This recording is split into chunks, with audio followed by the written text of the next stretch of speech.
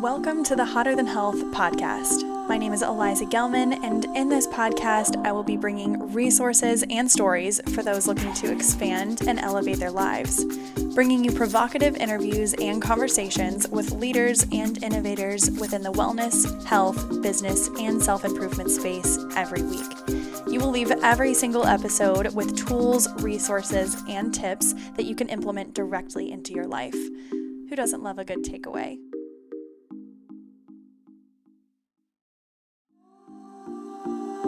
If you look at yourself and who is looking back at you in the mirror does not reflect how you actually feel and how you want to show up in your life, you don't have to accept that.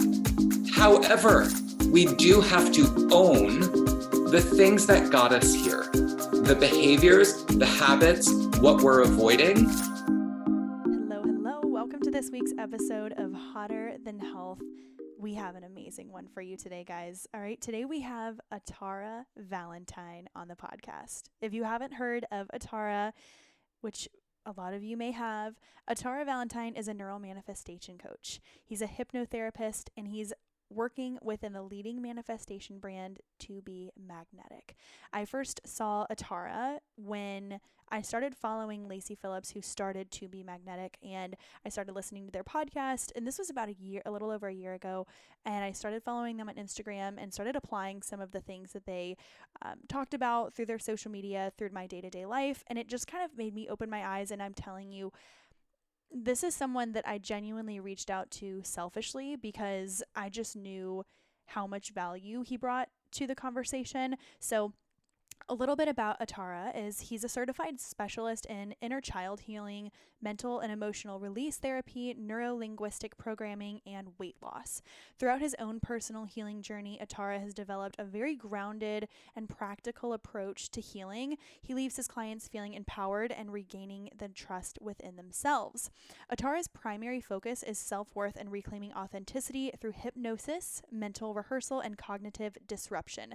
This was so fucking cool. So Atarah has created workshops around shadow work, relationships, trauma recovery, personal growth, and most recently he created To Be Magnetic Portal's The Extra Layers. And we're going to talk about that a little in the podcast today, but he provides free tools for comfort, healing, growth using hypnosis and mental rehearsal to build worth from the inside out. So it's more of a subconscious approach in a gentle but effective way. So Atarah works one-on-one with clients. He has hypnosis clients, manifestation clients, and he really gets to the deeper inner work.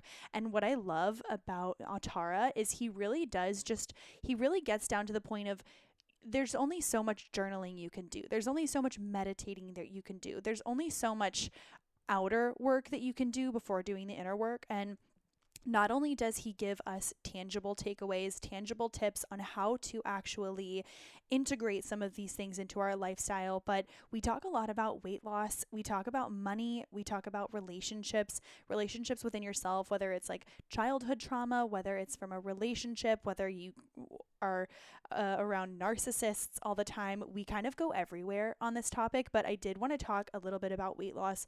And genuinely, I think that it's important to note that Atarah has also struggled with eating disorders in the past. He has struggled with his own health journey and weight fluctuation and figuring out what really would work for him. And we don't go into specifics with him, but it is known on the podcast that he is speaking from experience, and that's kind of how he ended up specializing in this today. So he works with a lot of people who are at weight loss plateaus. He works with a lot of people who have really tried to figure out their weight loss journey, and they've tried all these different diets and nothing really seems to work. And he gets down to the nitty-gritty of what he typically sees within these people's minds.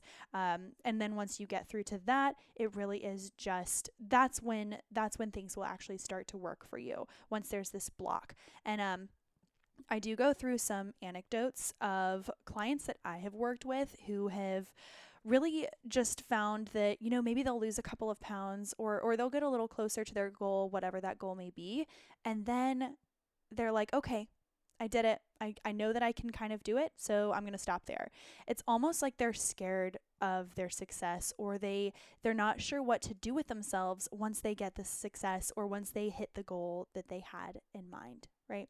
So it's a really, really interesting episode. I am so excited for this. And Atarah, he like comes through the screen. We were Zooming, and this was the first one that I really recorded with any type of true intention to have good quality video. So I'm going to put this up on YouTube as well. So if you're one of those people that likes to watch it on the YouTube app or while you're getting ready in the morning, highly recommend watching this one. It's very interactive. He definitely speaks with his hands. He's absolutely incredible. I cannot wait to meet him in person. So without further ado, let me introduce you to our guest today. Make sure you follow him on social and make sure that you have your notebook out. He leaves us with some bombs on this episode. You guys will absolutely love it. Welcome, Atarah Valentine. Well, Atarah, thank you so much for being here today. I'm so excited to talk to you. How are you? I'm very well. It's nice to be sitting across from you. And we both have so much greenery in the background. I don't know if people can see this or not, but. I know, you have such a lush background. You're in California, yes? Yeah. Where are you? I'm in Charleston. Oh, nice. Yeah, it's a jungle right now. It's like 900% humidity. So everyone's slicking everything back. Yeah, I grew up in North Carolina for a few years. I don't think you knew that. I actually don't even know if you can believe that. Wherever the really big Marine base is, that's where I lived for like 2 years or 3 years. Was it like a beach town? I was so small. I have so many vivid memories, like my first kiss and like nursery school and stuff like that. But I have to actually ask my mom because I say it all the time. People are like, "Where'd you live?" I'm like, I have no idea. You just name a small town. Yeah. That's so funny. I grew up and was born and raised in North Carolina as well. So maybe we cross paths. Yes.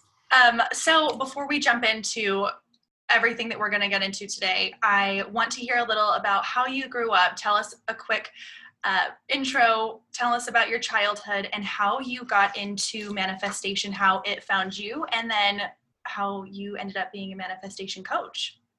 Yeah, so I hope everyone has 5 hours. No, I'm just kidding. I'll nutshell a lot of this, but basically it's really interesting because how I grew up, we had a really nice life.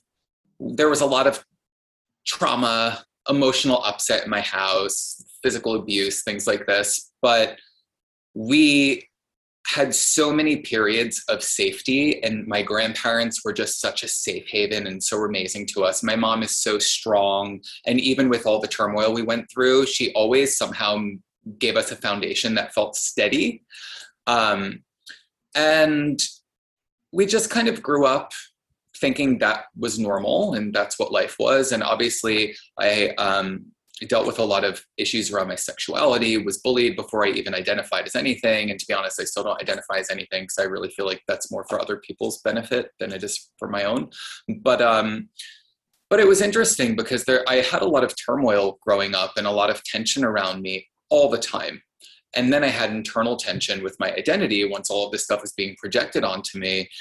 And we didn't really grow up in a way where we were affectionate with each other. Still, if you hug people in my family, like they almost act like you're gonna like pick their pocket or something. Right? But we all have a lot of love for each other. And weirdly, through the whole process of life, we've become one of the most normal families that are out there, like after this big story that we've lived. But we kind of moved around a little bit when I was little. Never really felt like I had my people, never really felt a part of anything. When we lived in North Carolina, we lived in a trailer park. It was us and a couple other Marines who lived there, but it was predominantly African-American, and we were the only white people in there. And so like, that's how I grew up and that's what I was used to. And then we moved to New Jersey, and all of a sudden it was just all white people. And I'm Hispanic, so it was just kind of I never was around Hispanic people, though. I didn't understand it, right? And my dad and my mom were divorced, and I wasn't really close with that part of the family. And it wasn't until I was a little older that I really kind of understood kind of what their values were and how they saw the world. But again, I wasn't accepted into that either, because they were so the Puerto Rican family where 4 generations are living in one kind of compound and they're all very involved in each other's lives. And again, we were always kind of the outsiders, because my dad was the only person who kind of married out of that. All of his brothers and sisters speak Spanish. He doesn't, right? We just had a very just average middle class upbringing. And it was just very different from them, where they were eating like rice and gandules and making all these things and doing salsa dancing in the kitchen while they're cooking food. And, but it was exciting to kind of step into that. But what I just kind of felt very early on was that I didn't belong anywhere, right? None of the environments that I lived in, did I belong in. My mom got remarried when I was 2 years old, and my stepdad just always put everything onto me. Anytime that there was a problem, somehow it had to do with me, even though I was a very quiet, like loving, kind kid, but I wasn't his kid. And when he had my little brother, he was kind of the star of the family. I was the middle child. My sister was the achiever, and I kind of faded into the background and spent a lot of time on my own and made a lot of really great friendships that kind of got me through my life. And that was really the first time when I connected with friends and connected with music when I was maybe around 10 years old, that I started really understanding emotion. Because the only emotion that I really understood was kind of the feeling of feeling safe. And I felt that when I would see my grandparents, and when I would leave their house, I would hysterically cry and like cry for them. And I didn't know why, because my house was just my house, right? But I knew it felt very different from that. But then the friends that I made, who are, many of them are still my friends to this day, 30 something years later, we all grew up very similarly with parents who were addicts and narcissistic and domestic violence in the household, and not being the child of the person who was raising us, and kind of the people who were left of center in school. So in that process, I really started to understand who I was. Mm-hmm. And it just led me on this journey to kind of leave that place. And all of my friends ended up getting out. The people that I've stayed in touch with, sadly, a lot of the people I grew up with, because there was a whole opioid crisis in New Jersey, as well as a heroin problem, and just lots of drugs. A lot of people I went to school with are dead from heroin overdoses. And I don't take for granted one moment that very easily could have been me as well. But fortunately, all of the tension and all of the being left out and being made to feel bad and being made to feel out of place was the thing that saved me from that, because they didn't want me. So I had to kind of find another place to go. And I used that as motivation, and it absolutely changed my life. So I started on this journey when I was a teenager. I kind of bought every religious and spiritual book that I could from Barnes & Noble and the Ocean County Mall in Toms River, New Jersey. And I bought a Hare Krishna book. I bought a Buddhism book. I bought a Kabbalah book. I bought a Christianity book, even though we were raised Catholic.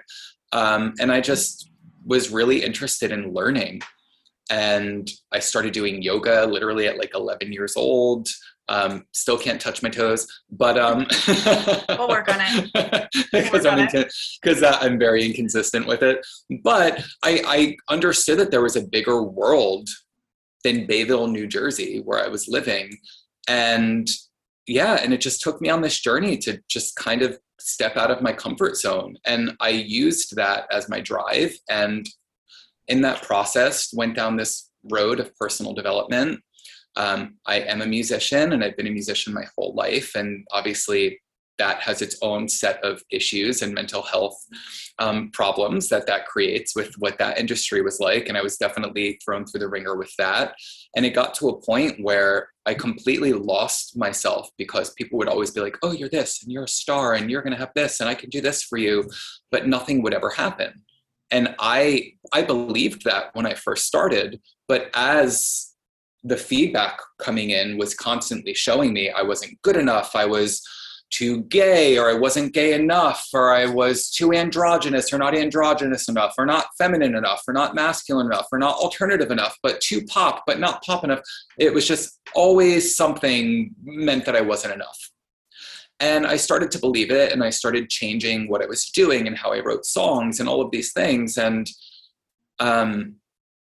just, it was a major disservice that I did to myself, because I never had that programming installed thinking I could decide that I was good enough, right? Yeah. My motivation was I always just wanted to get away from something that felt bad, and I'm going to show them and I'm going to prove a point. But what happens is when you get far enough away from that motivation, you don't know how to continue forward. And that's what really made me get into this work. And through that process, I've done 9 million things. I mean, you list it, I've done it. Yeah. And while there were some golden nuggets of inspiration, most of the time I just found myself feeling trapped or stuck or without option, because the things that people were telling me to do, I didn't even understand how to start, right? Mm-hmm. So with To Be Magnetic, I had been on a pretty solid foundation for a little bit. Can you explain what that means? Like, what would that foundation look like for? Yeah. So for me, I got to the point where I really started focusing on myself and making myself happy. I started a meditation practice. I started a journal practice. I started weeding out friends that didn't make me feel good, or that I allowed myself to be associated with and not allow myself to feel the way that I wanted to, because I thought for whatever reason I needed them in my life when I didn't. I just started really editing things out and trying to take accountability for, okay, these are the patterns that keep showing up. It's not a coincidence at this point. This is happening every time I meet people or every time I get an opportunity. So what is my part in this? And I really started kind of dissecting that. And read every possible book you could imagine on shadow, on inner child, on whatever else. And then I came to California after not living here for 17 years, because I lived here when I was in college and I hated it. And I was in New York, and my husband kept traveling here, and he was like, you have to come. I really want to move there. And I was like, no, I don't want to. And it was just so dark when I lived there, and I was just avoiding it. Triggering. Very. Yeah. And at that point, I didn't really understand what to do with triggers except to avoid them. Right. And so that's what I did.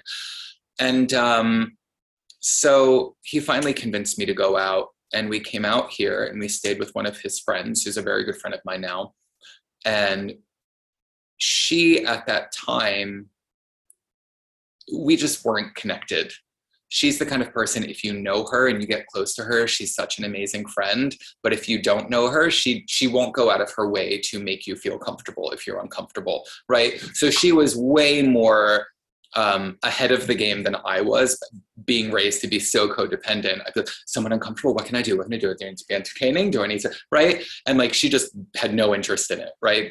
So which being around someone who's so confident and self-secure as an unconfident person is to the max, like the worst situation you can be in, but totally the situation you need to be in. Yeah. 100%. But what was interesting is, because in a moment, every single thing that could have triggered me did. And all of my automatic behaviors were coming up because my husband, who can be very outspoken, said something about a mutual friend that they had. And I spoke up in the friend's defense, saying why they might not trust him with things, right? Because of how he comes across to people at times. And she kind of just, even though what I was saying was completely gentle and true, she kind of took it like, who are you to even talk about this person who is our friend and not your friend? But I also knew this person. And I was like, well, I'm just sharing stuff that she personally shared with me, right? So it was just this thing, but she was just so dismissive. And I got so upset, and I was in the bathroom, and I was in a ball in the bathroom crying. I didn't have a car. I felt so trapped and stuck, and I felt like a child again. You were like so close to tears at the table. You were like, I started crying at the table. And I got up and I went to the bathroom for 15 minutes and I was looking at rent-a-cars and how can I just get out of there? And I came back and she wouldn't even like look at me. And I'm like, my eyes are like swollen shut. I was crying. So, I mean, it really brought so much stuff up. And my husband was like, you guys need to figure this out because you're one of my best friends and this is my husband and this is not going to work. And right. And he kind of really jumped in. And what was interesting is the next day we made up that night. We just talked and kind of talked things through and shared our perspectives. And then the next morning she was like, oh, I've been doing this thing. You should try it. And it was called Free Native at that time. And she put on the magnetic self DI, which is basically our proprietary audios. They're called deep imaginings. And it's basically a guided hypnosis, right? That you go on a journey using imagery to kind of connect with different pieces in your subconscious. Okay. So, yeah. So, it was interesting because we did this one and it was all about seeing yourself in your full magnetism and then going through and seeing the childhood that you needed and giving yourself the things that you didn't receive. And I was like, whoa, there is so much here. There's so much that I rationalized with my family, like that no one came to my high school graduation. Nobody came to my college graduation, convinced me that I didn't need to go to my college graduation. And I didn't. And I was the first person in my family to ever go to college, right? Oh, wow. And just and went on scholarship, mind you, right? So it was just interesting. So I'm like, wow, like I've never been taught to value myself. And even the moments where I should have been really proud, I felt like I was an inconvenience to people for being me, right? So I just had this flood of tears. And what was so ironic is even though I kind of ticked all the boxes of, reading about this and reading about that, like I wasn't really implementing things. And when I hit that, I was just like, there's something here. And I was the person who someone would be like, oh, that's my inner child and blah, blah, blah. I'd be like, get a fucking grip. You're 50 years old, like your inner child, like, right. And of course it's where all of my work was. Right. And so it's really interesting because just going through that process, I just started sharing my experience on my social media and tagging the brand. And then Jessica, who hosts the podcast, and I talked back and forth a little bit on Instagram. Lacey and I talked back and forth a little bit on Instagram. And then I made a joke one day to Jessica in a DM. And then 24 hours later, they gave me an offer to come on and be a coach. And now, now I'm booked out 4 months in advance. And it's just, you're living this abundant lifestyle. Yeah. And it's such a gift. And I just so believe in this work and the change that it can create in people. And it just really propelled me to this other place where now I've got my certifications in hypnotherapy, post-traumatic stress disorder, inner child healing, neuro-linguistic programming, mental and emotional release therapy, trauma recovery, and weight loss as well. And and now I'm working on one also for immune disorders because my husband, sadly, we just found out that his cancer is back. So I'm going to develop a whole program for him to kind of get into the subconscious and help with the healing, and to some of our friends who are suffering with things as well right now. But what a gift to hear that about Kevin. Yeah, this is the third time this has happened in the past few years. So we're really armed and prepared for it. And now, fortunately, I have even more tools to support him besides just holding space for him. And it's going to be totally fine. But amazing. Thank you. Well, I'll be thinking about him. We will all be thinking about him. Thank you. You mentioned a lot about the work. So we talk about this on the podcast. We've been introducing more, not just, I don't even want to say this is a spiritual subject because it may approach and show up as a spiritual subject, but I think in the end, when we're talking about neural manifestation and neural pathways and things like that, it's a lot of science-based information and knowledge and participation. So when you talk about the work, a lot of people may think of manifestation as just, you wish and you pray and you affirm and you say I am this person, and that's amazing and that's great. Can you explain exactly what is manifestation, and then what might work look like, just to start people off, just not to dive fully in, but give people a taste of what is manifestation and a little bit of that first work? Yeah. So first thing I want to say is I am not woo-woo at all. at all. I don't even throw the word the universe around, because that's just not who I am.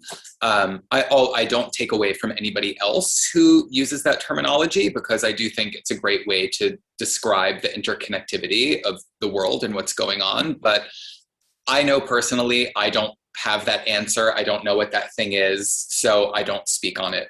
I just know how I show up and how things show up in my life. So regardless of whether you believe in manifestation or not, you're manifesting constantly.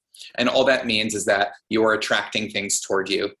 You're creating opportunity. Opportunities are showing up. You get to decide if you take them, you don't, whatever. So you can decide if you want to have an awareness around it, or if you want to feel like your life is just happening to you.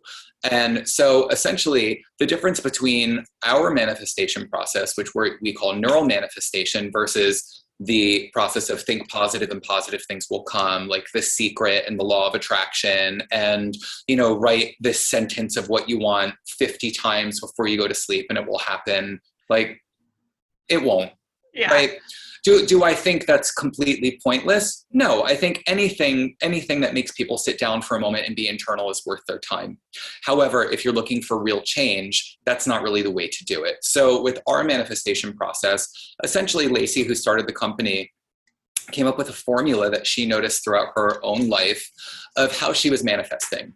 And we've now packaged everything into a membership, and it's a monthly fee. And essentially what it is you come through and you learn how to manifest. That's the first portal. And it goes through the process of what that looks like, how you craft a list, what kind of the trials and tribulations you may go through, what the process is, and how you have to show up throughout that to manifest. So once you get the basis of that, then the first thing we focus on is unblocking.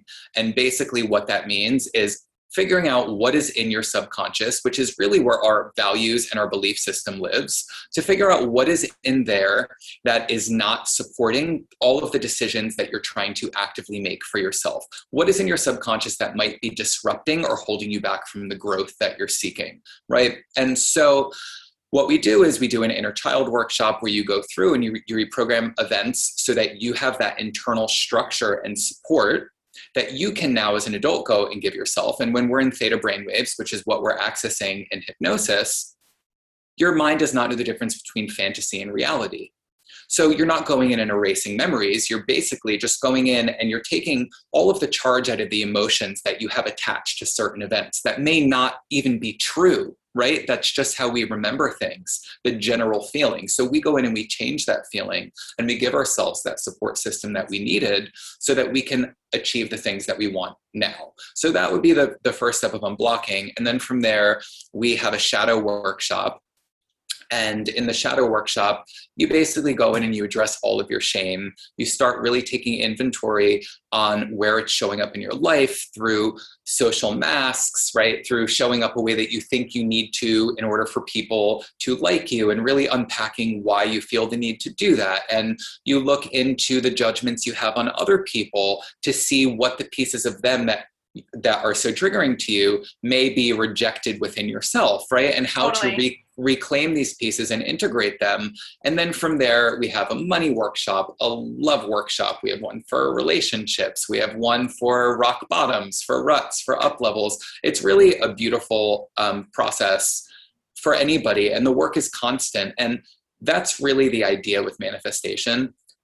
Our perspective on manifestation is magnetism, the law of attraction are literally high self-worth, but not high self-worth from an egoic state where I'm great and I'm going to tell everyone I'm great. That's rooted actually in nothing. And we actually feel really shameful and bad about ourselves. It's subconscious self-worth.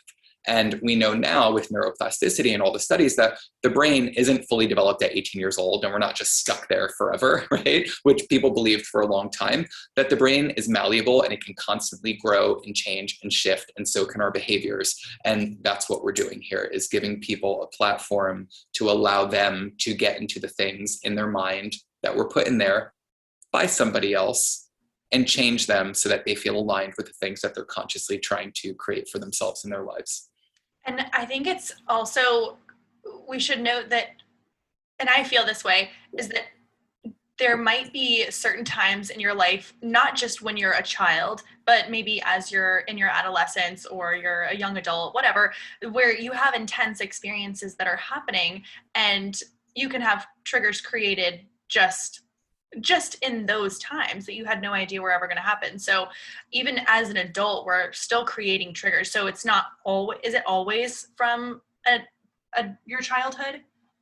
Not necessarily. I think the feeling is always from your developmental times, right? But I do think we constantly learn as we grow and we put ourselves into different situations, we experience different triggers, but how we see ourselves in the world is developed when we're a child, right? Yeah. Our internal representation of ourselves, all of that programming is put in when we're growing up. And the reason that we're so susceptible to it is because it's not until we're 8 or 9 years old that we really start developing our critical faculties or our conscious mind. So all of the influence that we have around us, whether it's our primary caretaker, secondary caretaker, siblings, friends, teachers, the socioeconomic status of the town we grow up in, right? What success is, what failure is, where's the glass ceiling for success? What makes someone pretty? What makes someone slutty? What makes someone prude?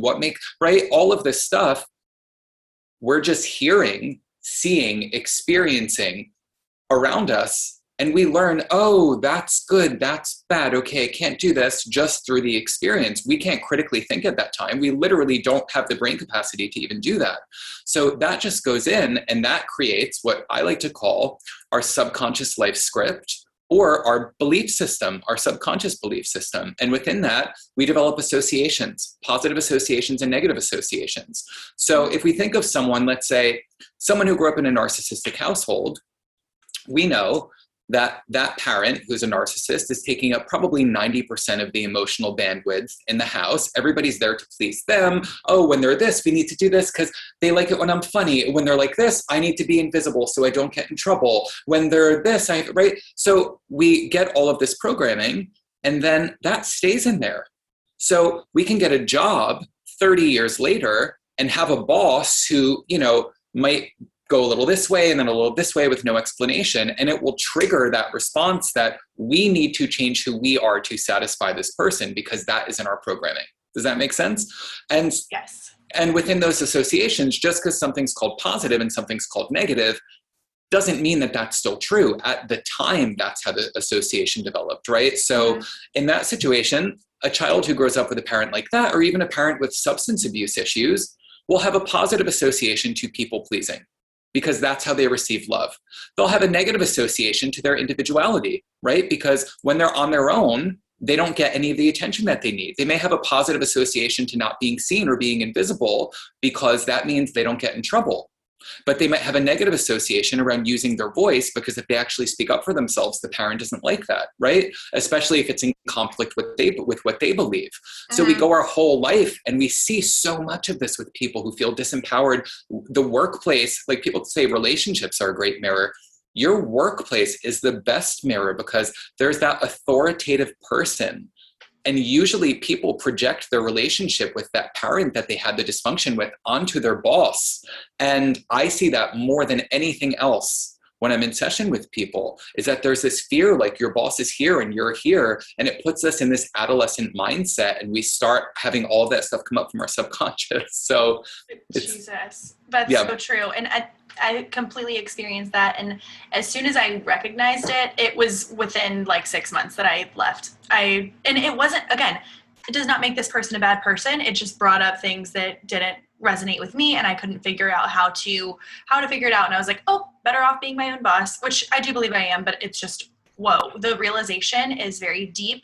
And once you do realize it, it brings up a lot of other instances within your life where you're like, oh, I missed out on this because I allowed this trigger to basically put me back into my people-pleasing suit that I wear. And so you mentioned a lot about, so you mentioned substance abuse and you mentioned a narcissistic household. I'd like to talk about one of your other expertise is also with weight loss. I think that since I work with people so often, and whether or not it's weight loss, it could just be prioritizing their gut health, making sure they're like pooping regularly, making sure whatever it is. Weight loss is typically a byproduct of a healthy lifestyle. So what I'd like to talk about and figure out is what are some things that you see with clients who are struggling with plateaus, weight loss plateaus? And this could be 2 pounds. This could be, I've had clients who have said that they're trying to get pregnant and their doctors recommend that they lose a certain amount of weight in order to be on a healthy scale. And all of these things end up creating a lot of blocks for them. Mm-hmm. And I hear a lot of the time, I have my clients say, I'll always say, when are some times in your life when you have given up? And they'll look at that, and typically it's when they get a taste of success that people typically give up. So if we're using weight loss as an option, whether it's for health, aesthetics, what are some things that you see coming up that might resonate with people listening? If that's either maybe a parent or them or a child, what are some things that may come up as a block for someone who's working on weight loss?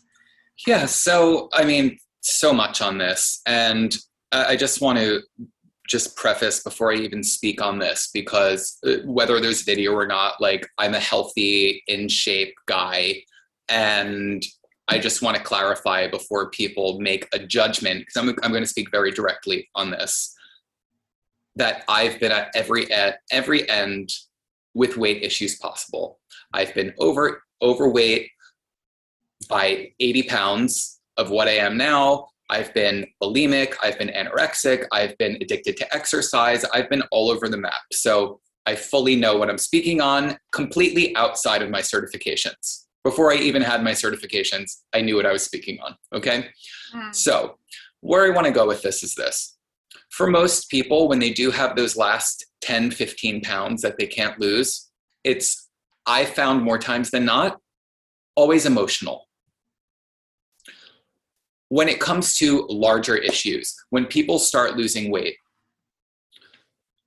weight is a really hard thing because there's so much priority, there's so much attention put on it, and we make it such a priority and we make it the focal point. But like you said, and this is my full belief, and this is just the truth also, folks, so let's not kid ourselves here. Weight is a byproduct of a bunch of other things. Your emotional health, your physical activity, the food that you're eating, whether or not you have some kind of physiological thing happening within your body, right? Some people have thyroid issues. That's a real thing that happens. There's so many factors that go into your weight. And people spend all of their time, energy, and attention focusing on the weight and not focusing on the factors that got them there in the first place.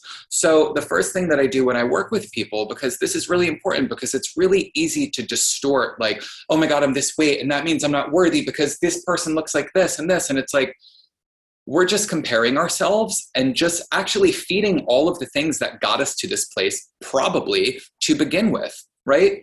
Versus really looking at people and getting into the mindset. And this is really how I work with people. I'm not into counting calories. I'm not into look at your macros and all of this stuff. I think people can do that if they want to. I think it's so much more emotional, and it comes from the fact that people don't trust themselves. They don't have the tools that they need to trust themselves. They don't think they're smart enough to do this. They need an expert opinion in order to be successful. They can't rely on themselves. They always fail. This is all the stuff that comes up for people. And so it's really important to look at these factors. And when we do see people, instead of being triggered by them, ask ourselves, how does this person show up in their life compared to how I do? How does this person eat compared to how I eat? How does this person do physical activity compared to how I do physical activity? How does this person talk to themselves versus how I talk to myself, right? All of these different things will start give us little clues on where we are not showing up how we need to for our own growth. So that's number one. As far as plateaus go, let's talk about motivation, because that's something that's really important here. The problem is, a lot of people have really shitty motivation. I think we all struggle with that. Yep. And this is a conversation I have with my mom, and she's going to totally hate that I'm having this, because she's like, I don't remember that. And she doesn't, but I do. And you could ask anybody else in my house and they do as well.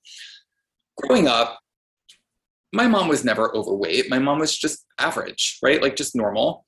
And something would happen where all of a sudden it would be like, oh, I'm so fat. That's it. Starting tomorrow, no food. Diet starts tomorrow. right? And she'd like grab her stomach or something like that in front of us. Which is that a great... unfortunately pretty common. Yeah, it's very common, right? That's the first thing we all do. What do we put on our jeans? Oh, what's hanging over it, right? It's this is the way that we see ourselves. But then we look at that and we judge it. We're not looking at what got us here though, right? So anyways, my mom did that. Is that a great motivation? Let's just start there. No. No, how come? Because it's not sustainable and it doesn't fix the root issue. And right. It's not really getting you anywhere. It's just it's just negative self-talk. That's how I see it. Right. And if you have anger and disgust toward yourself, are you going to change? 100%. However, the reason it isn't effective is because the motivation is bad. And this is what we kind of talked about for a little bit before we came on here, right? Yeah. So in neuro-linguistic programming, we have this thing called a directional filter. Some people have a toward filter, some people have an away from filter. And I like to take this idea and I like to push it toward motivation and goals. Who is going to be more successful? Someone with an away filter or a toward filter? Toward. Right, and I'm going to explain why. Because when we have an away from filter... Quick interruption to talk about today's show sponsor, Organifi. You have heard me talk about them before. If you follow me on Instagram, you have seen me using their greens powder when I travel. You see me using their probiotics and, of course, their protein powder. I've been using their vanilla protein powder probably 3 times per week. I'll either do it in like a hot elixir for a more like thick tea that keeps me full in the middle of the day, or I'll use it in my smoothie like I did this morning, or I'll just shake it up with water if I'm coaching clients or something like that. And I just need something to sip on that's not going to make me super full, and I'm not going to have to chew, and I'm not going to have anything in my teeth as I snack throughout the day in front of people, obviously. So what I love about Organifi is that not only do they use organic ingredients, but they prioritize having no glyphosate. So glyphosate is a chemical. It is actually a known carcinogen, and it can be in a ton of mass-produced crops. And it's something that seeps into our breads. It seeps into a ton of store-bought products that we buy all the time. And I don't think brands are doing a good enough job at really prioritizing eliminating some of these chemicals and carcinogens. And that's why I really appreciate Organifi. Not only is it the best flavor protein I've ever used, but it's also the easiest to mix, and you get a giant tub of it. So it is the most cost effective. It is the most flavorful and overall highest quality protein powder that I have ever used. You know, I wouldn't put anything on the podcast if I didn't personally use it myself, right? So when you are on Organifi, make sure you're using the code HTH, and you can get 20% off of all products. So far, I've gotten some feedback from people and listeners of the podcast, and they have all tried the greens powder, they've tried the red juice powder, and they have also tried the protein. If you're going to prioritize one, if you just want to try out the products, highly recommend the protein, right? Try the vanilla. I like to do it with blueberries, mango, cinnamon, spinach, and banana in the morning. That's what I did today. I've stayed full. It balances blood sugar by having a good amount of protein in there. And overall, having a complete plant-based protein that doesn't have any BS ingredients is something that I think that we can all get on board with, right? We don't need any more like cookie dough, cake batter, blast bullshit ingredients. Let it be simple, let it be natural, let it be organic, and let it be something that comes straight to your door. You can use it in so many versatile ways, in baking, in drinking throughout the day, and just in your smoothies in the morning. Take the guesswork out of your protein, especially if you're focused on a plant-dominant lifestyle. Use the code HTH at checkout on Organifi.com for 20% off of all products. Again, that is code HTH at checkout. Imagine a line, and far to the left is where you are feeling disgusted in yourself, and far to the right is someone who's actually living in their authentic body. And I say authentic body because that doesn't mean it's skinny or muscular or whatever else. It's their authentic body that naturally shows up the way it's supposed to because they're feeding it properly, they're moving it properly, they're speaking to it properly, they're taking care of it so it is taking care of them. Okay? That's all the way at the other end of the spectrum. So with this example, when someone says, I'm so disgusting, diet starts tomorrow. That's an away from goal because it's based in rejection, fear, disgust, right? And we want to move away from that feeling because they didn't feel like that a week earlier when their body was doing the same thing. That feeling just grew as they started noticing maybe their stomach going over their pants when they're sitting down. And then they gave meaning to it and they have this really hatred feeling toward themselves. So they want to get away from that as soon as possible. So what do? They went from their normal behaviors and patterns to all of a sudden, I grew up in the 80s, the grapefruit diet. Does anybody remember that? Yeah, right? You have a grapefruit for breakfast, you have a grapefruit for lunch, you have cottage cheese as a snack, and then you have like a little sad dinner. So they do something extreme. Are they going to lose weight quickly? Probably. Yes, they are, right? Really fast, right? They do this for 2 weeks. Maybe they drop like 5 pounds, 7 pounds. Then they're over here, right? So they're not even at a halfway point. They're maybe a third or a quarter forward on that line. So what happens then?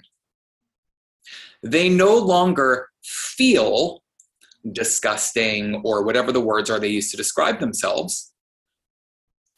So they stop for a multitude of reasons. One, have you ever met someone who only eats grapefruits their whole life and is still alive? Or if they like even have teeth from all the citric acid, right? So they can't sustain that. So they have to go back to eating. In this process, they've learned nothing. They haven't educated themselves. Their relationship to food didn't change. Their emotional relationship to food didn't change. So they go back to eating the way that they always did. So what happens? They take a few steps back on that line. Then what happens? They're feeling lethargic again because they're eating foods that aren't working for their body. So then they stop exercising. Then they go back a few steps again, and then they hit back that point. And she's like, oh, that's it. Diet starts tomorrow. I'm this. They do something else extreme. Then they get to that quarter mark. Then they go back. Then they do something else extreme. They get to that quarter mark. They go back. That's what yo-yo dieting is. And the problem with it is there's no good motivation. So let's pause there for a moment. Mm-hmm. And then let's make up another scenario with somebody who goes to their doctor and the doctor says, Eliza, you are very unhealthy. You're borderline diabetic, you have high blood pressure, you are high risk for a stroke and a heart attack, and you are not going to be here to see your kids 2 years from now if you don't change this.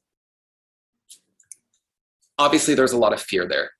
Mm-hmm. That's away from. However, what happens when that person goes home? If it really registered, they sit at the table for dinner with their kids. They look around. They see the image potentially in their mind, in a snapshot, sometimes without even realizing, of them being dead with their kids looking at them at their funeral. They look at the table that makes them sad and they make a decision for themselves. That's it. I'm dropping this weight. I want to be here to run around with my kids. I want to be here to see them get married. I want to be the kind of father that Jim is down the street who's able to play with them and not get winded. I want to be here for my wife, and I'm going to run a marathon in a year from now. Who's going to succeed in their goal? That person or the person who just has the away from? Definitely not the yo-yo dieter. Right, and how come? Because this person has a little away from. We need that. We should all have things we definitely do not want to happen. But that should only be about 20%. 80% should be toward, because when we get that initial movement from the fear, that's when we need our other motivation to kick in to take us to the finish line. And as we're slowly progressing and someone goes, oh, come on, Bob, or, whoever, Eliza, because I used to, come on, Eliza, you're doing so good. Just eat this piece of cake. Come on, just celebrate. You're going to say to yourself, I have that picture of how I want to look, how I want to feel, how I want to show up. Have I hit that yet? No. So no, thank you. I don't need that. And you walk past it. And then when you get to that year and you run your marathon, you don't care if you're in first or last place because you achieved your goal and there's an exit from that strategy. And you exit that and then you make a new goal. And that's how we effectively want to lose weight. And in hypnosis, that's what we do. We really get people to see themselves. We create that picture. We create that motivation. We put the tools in their subconscious. We don't even talk about changing diet or food or anything like that. For the first 4 weeks, you keep eating how you are. We reframe things slightly. because a lot of time people's blood sugar isn't stable, and that's what actually causes them to go up and down. Totally. Right? And then when they go up and down, they tend to eat something that's bad. So we want them to break their food up in smaller windows so that they're constantly being fueled and not overproducing insulin. But most of it is internal. It's about creating that internal momentum and motivation. And that's how you achieve your goal. And I love these two examples. And what I usually tell my clients in the beginning of when they first sign up with me, spoiler alert, but we analyze, how would you describe yourself walking into a room full of strangers? And then in 6 months from now, how do you describe yourself walking into a room full of strangers? And I will tell you, nobody ever talks about jean size. Nobody ever talks about, like acne or anything like that, or bloat. They'll talk about confident. They talk about, they feel intelligent, they feel worthy, they feel excited, they feel energized, and always has to do with those bigger picture things that they look in. I've heard some of the To Be Magnetic episodes, and they talk about expanders. And so you look at these expanders of these other people who you almost want to emulate. You're like, what are they doing? And it's a lifestyle adjustment. And I think you're so right that it's long term. And the longer it takes you, not that you have to be at a snail's pace always, it's nice to have some momentum, but the slower and more sustainable weight loss is going to be the more sustainable weight loss. It's going to be consistent and it will last. And because it takes a while to, ingrain these new pathways, to ingrain these new habits. And if you're just like bypassing all these things, then here you are, you're going to just be sitting in these exact same situations as you always have been. And I think that that's so important to see, is that it really is a yo-yo diet. And I think that a lot of times we label yo-yo dieting as something like the grapefruit diet, like the Atkins or keto or whatever. But a lot of the time it could be something as small as, I'm eliminating alcohol, or I'm eliminating sugar, or I'm doing low carb. It could be something very, very broad, so that it doesn't seem like a diet. They're like, it's just a lifestyle decision. I'm just cleansing, I'm just cleaning. I'm like, but you're not going to be able to do that forever. You're not going to always, so it's just these little bits. That 80-20 is so huge. It's 100%.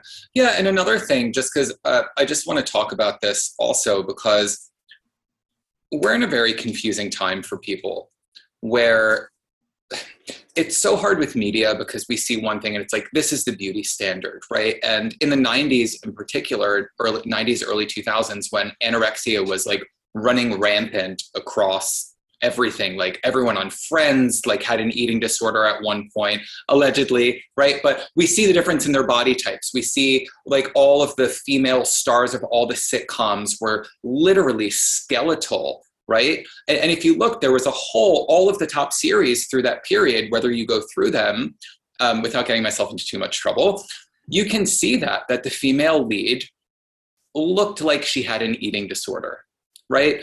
And that was very toxic for a lot of people. And now I think we're in this other space where we are starting in media to have more diversity, more body types and things like that. But I think it's still confusing for people, because we hear so much of this, love your body, love yourself just as you are. And people I meet with are like, I can't, but I can't. And it's another thing that makes them feel bad. And I say to them, you don't have to. Yeah. If you look at yourself and who is looking back at you in the mirror does not reflect how you actually feel and how you want to show up in your life, you don't have to accept that. However, we do have to own the things that got us here, the behaviors, the habits, what we're avoiding. And that's so much of what this work is, right? With how I work with people on this front, because some people have a really hard time with this. No, it's not. I do this and I am doing everything, and they'll get defensive for a moment. But then I have to say, okay, well, and this is without judgment, honestly, if you have the answers for this, then you don't need me. Yeah. Right? Yeah. Something has to change. Right. And of course they always come back. And then we can really get into what the problem is, because food is not the problem. You have to like disarm it first. Yeah. And we'll start talking about what food is for them. And a lot of times when we do start taking things away and we make people look at their emotions, food is the biggest numbing behavior that people use, right? Because it's so easy to get such a positive association to food also, because you have this big dopamine rush and the reward of having something, because for many of us, that is how our programming was installed around food. Happy birthday, here's a sugary cake. Oh, you were a good girl, let's go for ice cream. Oh, you got a good grade, here's a cookie. Or, right? oh, you had a bad day, here's or you had a bad day, so you get more dessert tonight, whatever. So, or like you go to mom's house, so you can have, you'll have some healthier food, but if you go to dad's house, you'll get like the sugary cereal. So right, or you go to grandma's who gives you everything and lets you be who you are, and you always get dessert at grandma's. So when we hit this low, that's what we look for, because that's what we learned is the medicine to it. And the thing is, there's nothing wrong with that. That helped so many people through their lives. It got them to where they are to sit across from me in this moment. And there's no judgment. I've been there myself. However, what we do have to start looking at is, what are you trying to numb yourself away from? Because a lot of times people don't even know. It's just become a tool that they completely unconsciously go to as soon as they start overloading their conscious mind, right? And that's what happens. We overload our conscious mind. We can't critically think anymore. Even though we know something's not good for us, we can't process that. The subconscious takes over and is like, we need ice cream. Yep. Come on, let's do it. So when we start unpacking that, it can be really hard for people sometimes. And I've had someone cry with me in session when we started talking about this. And I said, how would you feel? I said, I'm not going to take this away from you because this is important to you right now. But how would you feel if we just took a pause from the moment that you get that hit to go grab the ice cream and eating it? What if we just disrupted that process for a moment? I gave you a tool to go use to get back in your body. And then you came back and you consciously decided if that's what you wanted to do. And this person started crying. And she said, well, I first asked, why are you crying? And she said, because my numbing behaviors are my friends. She didn't even realize that until the threat of them being taken away showed up. And she consciously realized that. Now we can, right? And now we can do something about it. Amazing. Right? So there you go. Yeah. Wow.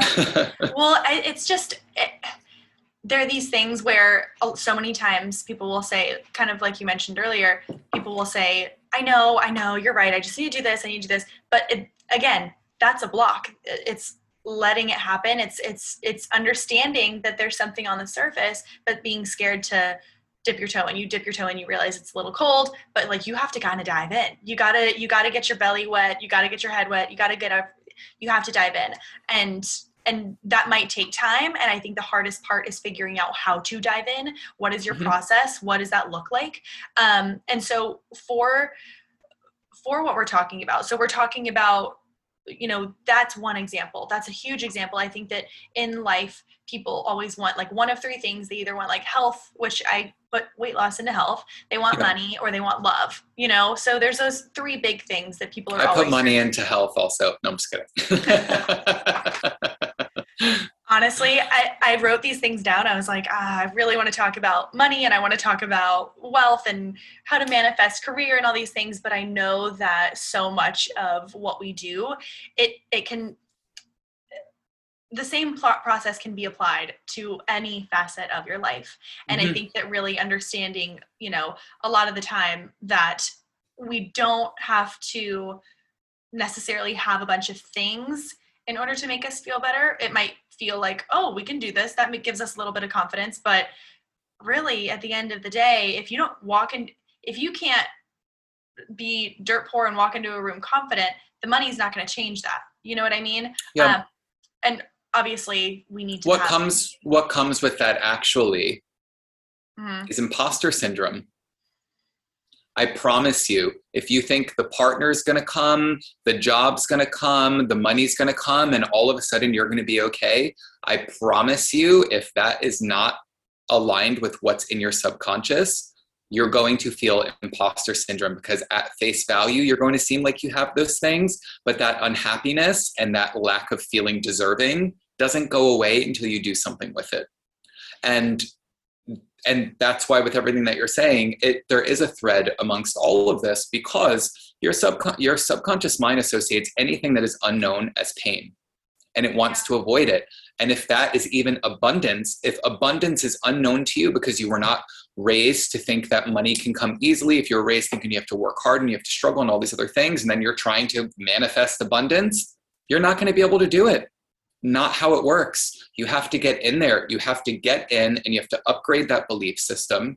You have to get it aligned with you, around your body, around how you view yourself, around your shame, around your worth, around your job, around your relationships, because we need to put that information in. We stop being directive with ourselves when we grow up. We just accept, we hear a voice in our head, oh, you're not going to be able to do that. And we're like, oh, I'm not going to be able to do that. And what if I do try and do that? And then my friends don't like me. And then what if I'm alone? And right, we start wondering about, right, we catastrophize everything. We pull from past experience and we project it onto the thing that's unknown in front of us, because our subconscious does not have the tools to support us. So, but we are human beings. We have a prefrontal cortex. We are allowed to make decisions for ourselves. So even if you don't want to do the subconscious work, don't overload your mind by spending time trying to figure out answers to things that you're not going to have the answers to, because we're not psychic here. I mean, maybe some of your listeners are. I am not, but I do understand behavior.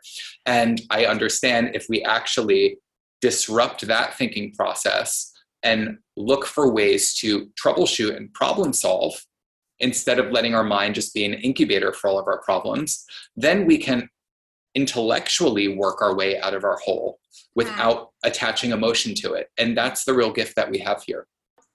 I wanted to ask a couple more questions selfishly. Yeah, of course. So we talked about, I'm so excited.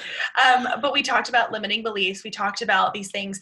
I want to hear some, even just like quick day-to-day examples for someone who is looking to start manifesting. Obviously, you know, they need to do the work, but for someone who is almost trying to get the buy-in to figure out, like, is this something I want to tap into? Is this something I want to invest time into? Is this bullshit, basically? Yeah. What are some things people can do? Like, can someone manifest finding $5 on the ground? Can someone manifest something that they can practice, you know, as soon as they're done listening to this podcast episode? What is something that might be a good tool or activity for them to do to start to tap into these things? Yeah. So this is where I'm going to actually say the opposite of, right, manifest trying to find $5 on the ground. That's not what we're trying to do here. Is it nice to find $5 on the ground? Yeah, it is. Amanda, who's one of the other TBM coaches, just found like a big bill on the ground the other day. It happens to me all the time. Random money was put into my account, but that's not really the manifestation that's self-sustainable, right? Mm-hmm. That's like little things that happen that feel like, oh, wow, that's cool. Like I'm in a good spot. What we're doing with this work is really manifesting an aligned relationship with ourselves so that we can call in the things in our life that we actually want and feel the deservingness to actually accept them, appreciate them, and show up within them, right? So the biggest tip that I would have for people, and listen, this is why you actually do need the work, not to be so sales pitchy about this, but because it's harder than it's going to sound. Mm-hmm. Mm-hmm. The key to manifestation is showing up as yourself. True. Showing up authentically. Authenticity is key here. So people who are like, oh, I don't know about this, I don't know about that. What I would say is, do you feel that you're in the driver's seat of your life? Do you feel that you're actively shaping your life and making your life the way that you want it to? Or do you feel like your life is being presented to you and you're having to make certain decisions about it and that's how it works? Or do you feel even worse, that your life is just happening to you and you're trying to keep up with it? Do you feel that you can show up truly as who you feel you are internally and have the people that you're sitting across from still see you, love you, and appreciate you? Or are you afraid to do that? Do you feel that you only show a piece of who you really are to your family because you're afraid that they're going to judge the things that you've created on your own? Do you feel when you go to work that you're lucky to have your position and you can't use your voice or set a boundary because you're going to get fired if you show up as who you really are?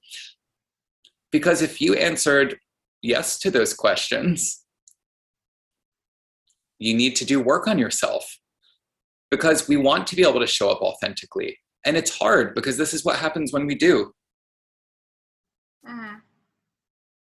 Who does he think he is?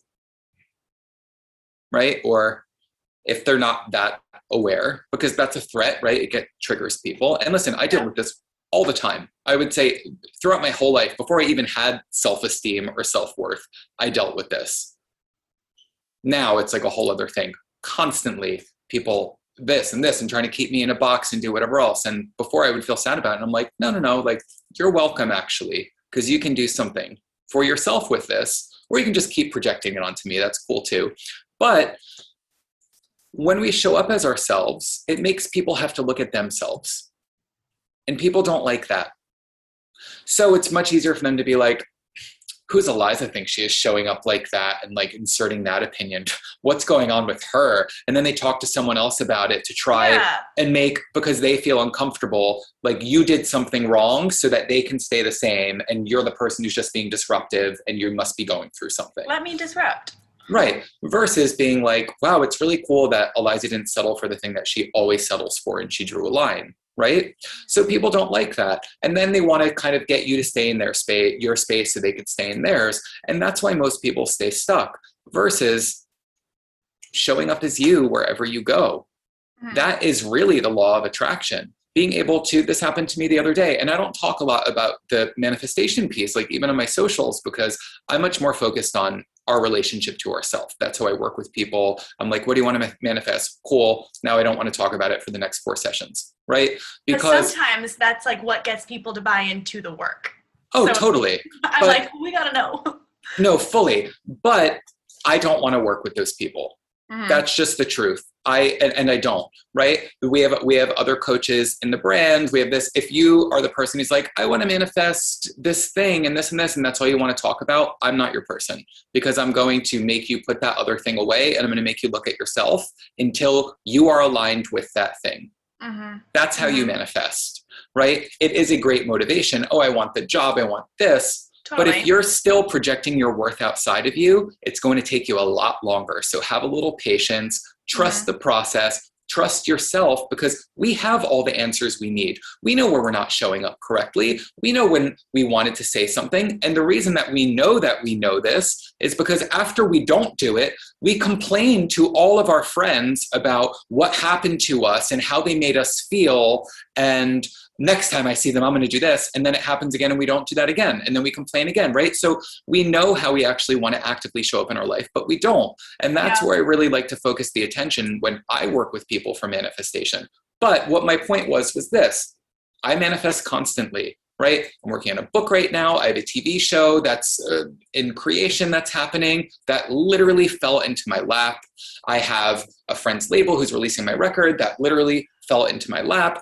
I went into the other day to buy jeans, went into Levi's, 2 people in line in front of us. She's like, thank you, thank you, thank you. We dropped all this money at Levi's. And the girl goes, didn't say this to anybody else. Oh, blah, blah, blah, because we were just showed up as ourselves. She was like happy to be across from us, had good energy, whatever. And she's like, what's your email? She's like, if you give me your email, I can give you 20% off of your order. We got $200 off of our order. Then we went across and we found the terrarium for $100 and something we were looking for. Then we went to Air One to buy groceries, and the guy who does the valet there, which I don't do because I don't think anyone needs to valet their car at a grocery store, but that's LA for you. So we park our car ourselves, but I'm always nice to everybody and like, how are you? Blah, blah, blah, because people treat them badly and they're all really nice people. And so the guy runs out a couple days ago and it's like, I have a treat for you. And I just kept walking to my car because I was like, he's certainly not talking to me. Like I'm just walking to my car from the food store. Yeah. And the guy runs out with a bag of stuff. He brings me these like keto desserts that cost like $17. And he brings me 2 like seltzers. And he's like, I just wanted to give these to you because you're always so kind to us. So when I say show up as yourself, if you're not ready to do the work yet, that's what happens.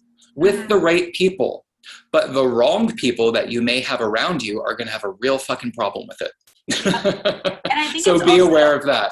Well, when you mentioned like you're saying you're manifesting constantly, it's also you're observant of that, and the more it happens, and I think that the recognition of, you know, it does feed into how you're showing up. Like this guy sends you seltzers and these cute desserts. Of course your vibration's going to be a little higher. That's awesome. That makes you happy.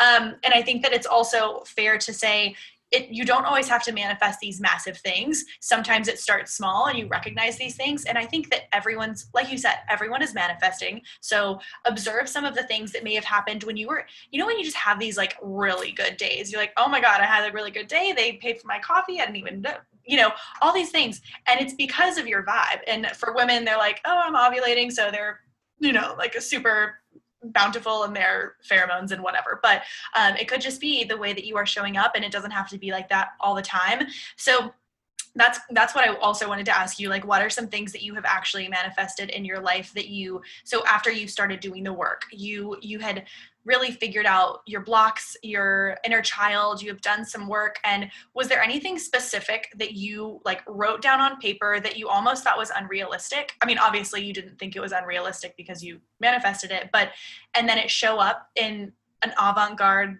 type of way that you wouldn't have expected? Yeah, lots of things. And to be honest with you, I don't think anything is unrealistic. I think, and that's the thing here, this isn't magic. So I just, like anyone who thinks this is woo-woo, it's not, right? No, I agree. It's not, this is a very actionable, I can't say all manifestation is, to be honest, I think a lot of it is bullshit, but our manifestation process is rooted in science, psychology, action. That's how you manifest, right? You get in, you deal with all of this stuff. So for me personally, I don't think anything is impossible. I know I always have an opportunity to try and do the internal work I need to fix that belief system, to upgrade that belief system, to align with these things. And just to kind of go back to your point about when things randomly happen to you, I want people to think about that for a moment. And I promise you, 90% of the time, those things happen to you when you're completely in your body, when you're completely present, connected in yourself, and in turn, you're connecting with the world outside of you. That's when people show up to help.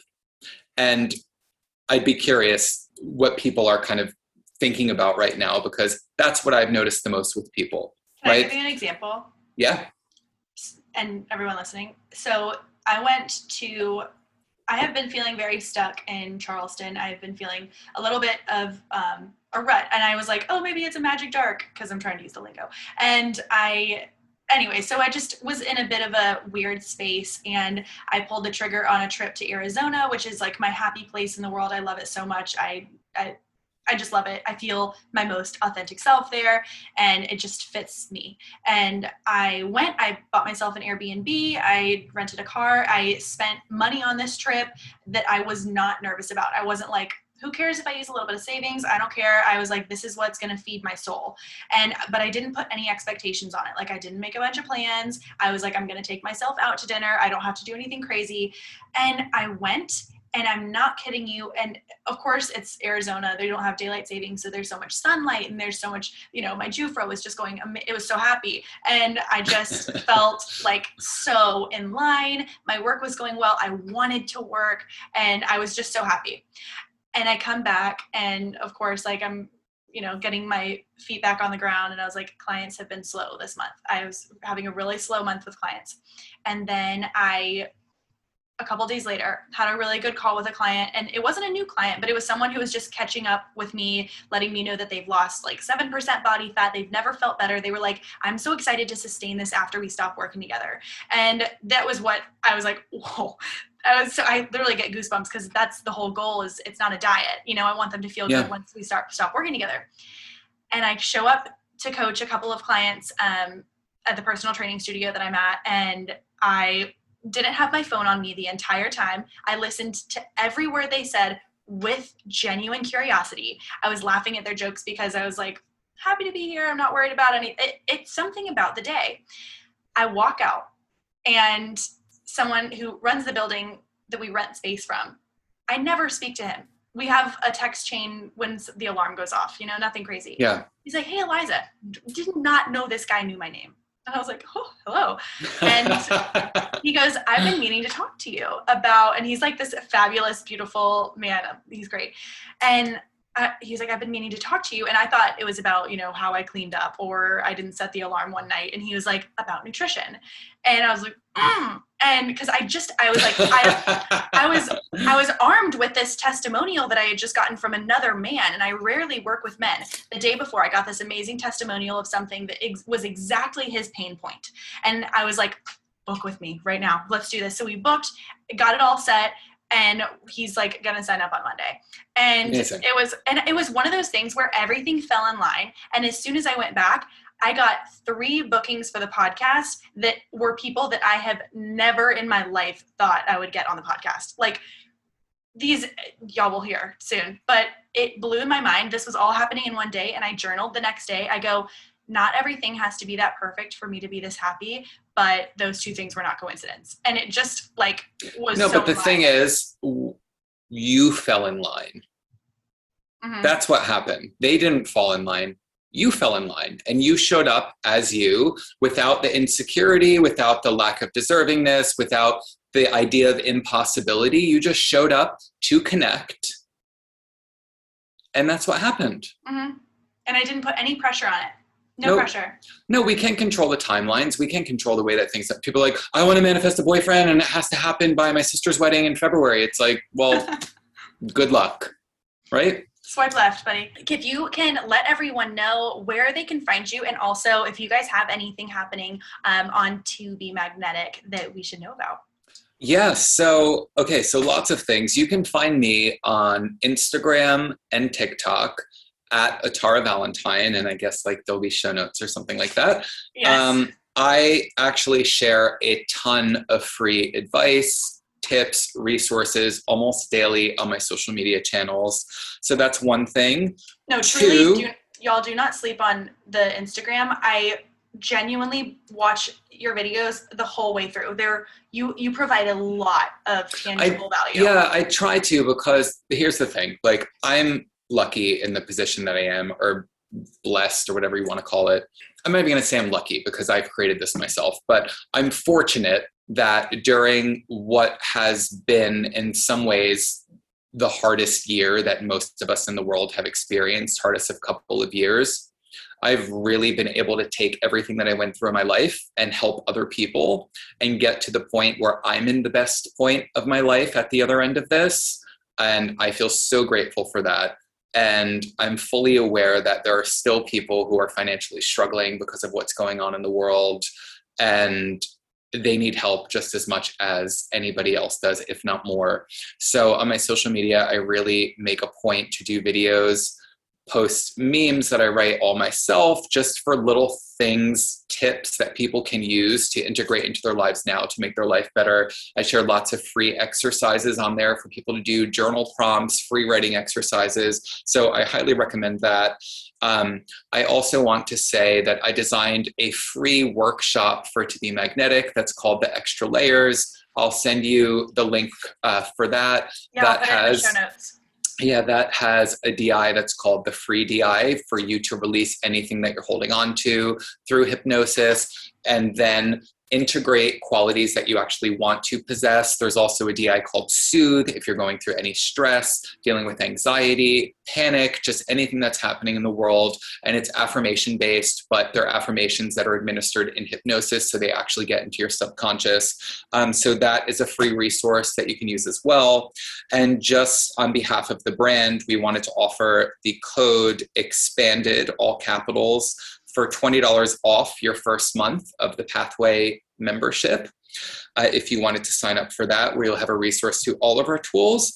And lastly, just until the end of August, if anybody would like to book a session with me, you can use the code MANIFEST100 in all caps, and that will give you $100 off the session. I am booked out until December, but the code will still work, and I would love to see you then. Okay, good. I'm using it. I'm so excited. Well, thank you so much for your time. You have been absolutely wonderful and valuable, and I'm just so happy to know you. And I know everyone's going to love this episode, and we'll have to do it again. Awesome. I'm here for it. And thank you for having me. Of course. Talk to you soon.